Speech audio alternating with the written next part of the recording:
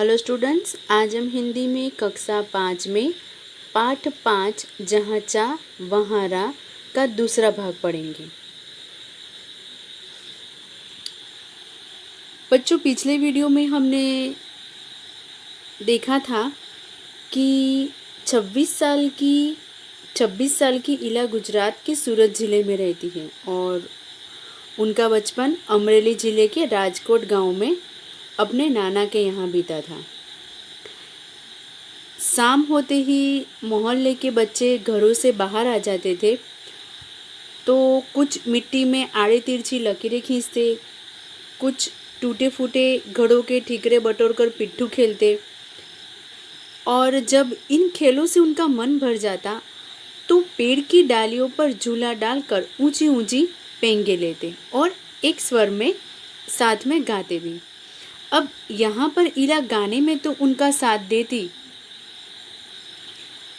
लेकिन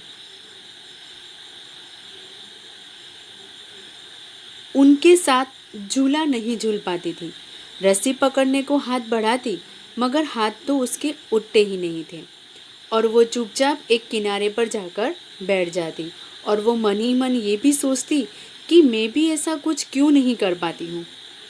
और बच्चे भी चाहते थे कि इला किसी न किसी तरह तो उनके साथ खेल सके। कभी कभार वह पकड़म पकड़ाई और विष अमृत के खेल में शामिल हो जाती, साथियों के साथ जमकर दौड़ती, मगर जब धप्पा करने की बारी आती तो फिर निराश हो जाती। हाथ ही नहीं उठेंगे तो धप्पा कैसे देती। वो बहुत कोशिश करती पर उसके हाथों ने तो जैसे उसका साथ न देने की ठान रखी थी। लेकिन इला ने अपने हाथों की इस जीत को एक चुनौती माना और उसने वह सब काम पैरों से करना सीख लिया जो हम हाथों से करते हैं। यानी जो भी काम हम हाथों से करते वो सारे काम उसने पैरों से करना सीख लिया था। इला ने स्कूल में दाखिला भी लिया। उसने 10वीं कक्षा तक पढ़ाई की, लेकिन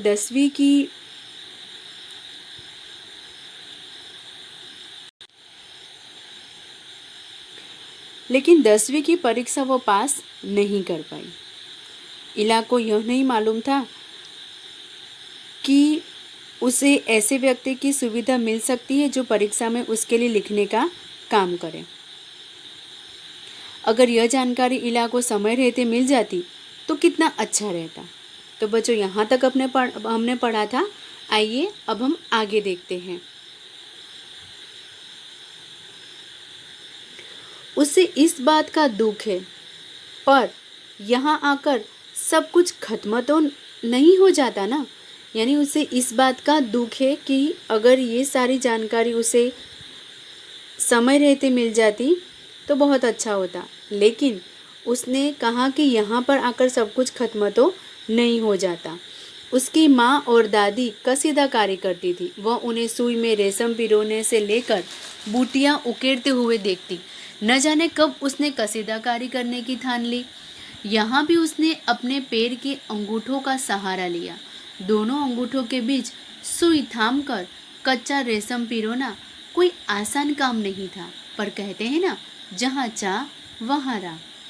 उसके विश्वास और धैर्य ने कुदरत को भी झुठला दिया। अब उसकी माँ और दादी कसीदाकारी करती थी और वह उन्हें सुई में रेशम पिरोने से लेकर बूटियाँ उकेरते हुए वो देखती थी अपनी माँ और दादी को। और न जाने कब उसने कसीदा करने की ठान ली और यहाँ भी उसने अपने पैरों के अंगूठों का सहारा लिया और दोनों अंगूठों के बीच सुई थामकर कच्चा रेशम पिरोना कोई आसान काम नहीं था। पर कहते हैं ना, जहाँ चाह वहाँ राह। यानी कि जहाँ चाह होती है वहीं हमारी राह होती है। और उसके विश्वास और धैर्य ने कुदरत को भी झुठला दिया। 15-16 साल की होते होते इला काठियावाड़ी कसीदाकारी में माहिर हो चुकी थी। किस वस्त्र पर किस तरह के नमूने बनाए जाए, कौन से रंगों से नमूना खिल उठेगा और टाँके कौन से लगे, यह सब वो समझ गई थी। यानी कि 15-16 साल की होते होते इला जो काठियावाड़ी कसीदाकारी में माहिर हो चुकी थी और किस वस्त्र पर मतलब कौन से कपड़े पर किस तरह के नमूने बनाए जाते हैं, कौन से रंग का वो नमूना ऊपर बनाएंगे तो खिल उठेगा और कौन से टाँके लगेंगे, यह सब वह समझ गई थी।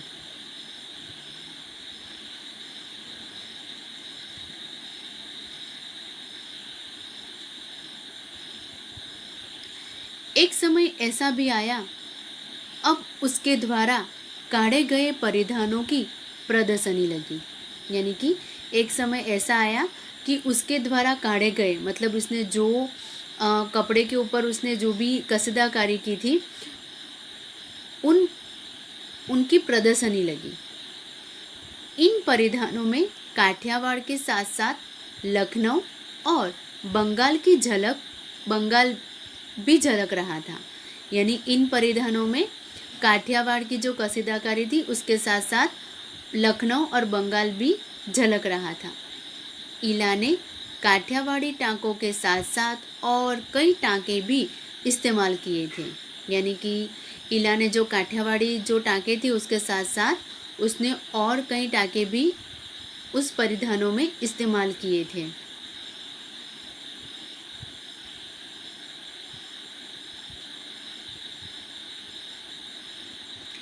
पत्तियों को चिकनकारी से सजाया था, डंडियों को कांथा से उभारा था, पशु पक्षियों की ज्योतिमय आकृतियों को कसौटी और जंजीर से उठा रखा था। यानी कि पत्तियों को चिकनकारी से उसने सजाया था, डंडियों को कांथा से उभारा था और जो पशु पक्षियों की ज्योतिमय आकृति को उसने कसौटी और जंजीर से उठा रखा था। पारंपरिक डिज़ाइनों में यह नवीनता सभी को बहुत भाई। यानी कि पारंपरिक तो डिज़ाइन थी लेकिन उसमें यह नवीनता, पारंपरिक डिज़ाइनों में यह नवीनता सभी को बहुत भाई, सभी को बहुत अच्छी लगी।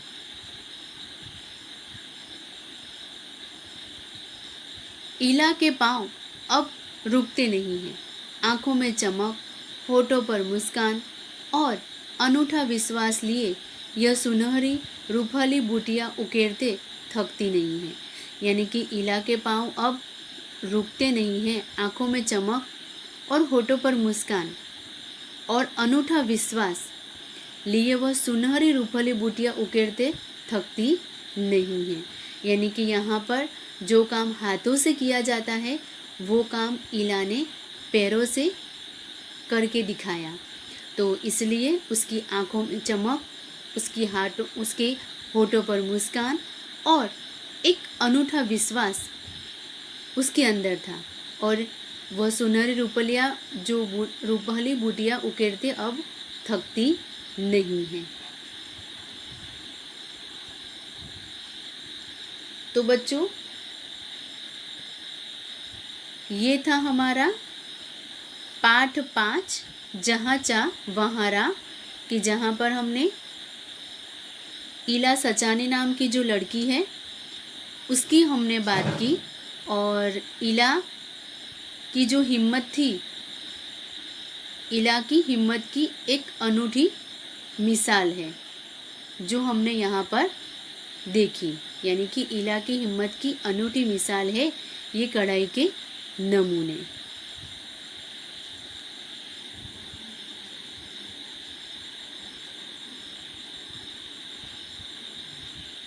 तो बच्चों, यहाँ पर ही हमारा जो पाठ है ये यहाँ पर ख़त्म होता है।